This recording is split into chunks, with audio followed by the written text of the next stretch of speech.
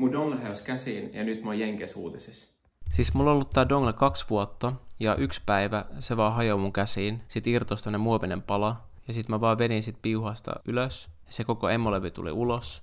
Ja sit mä huomasin, että siinä on ylimääräinen USB-A-portti. Sitten mä ajattelin huvikseni laittaa Reddittiin postauksen tästä näin. Sitten se räjähtää, se sai 16 miljoonaa näyttökertaa ja tänään mä sain Redditissä DM:ää amerikkalaiset journalistilta, että se haluaa lisätietoa tästä tapahtumasta. Ja ennen kuin mä kerkesin edes vastaa siihen, niin mä huomasin, että se oli jo tehnyt artikkelin tästä näin. Sitten mä avaan se artikkeli ja luen sitä ja mä huomaan, että tästä on tullut iso puheenaihe, niin kuin varmaan Jenkeissä.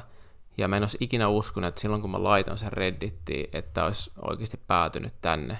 Ja tosiaan mä otin sen USB-A:n käyttöön ja se toimii ihan normaalisti, että tässä ei niinku oikeastaan mitään ongelmia tullut vastaan. Ja tämmönen ihan kiva yllätys näköjään ihmisiä kiinnostaa.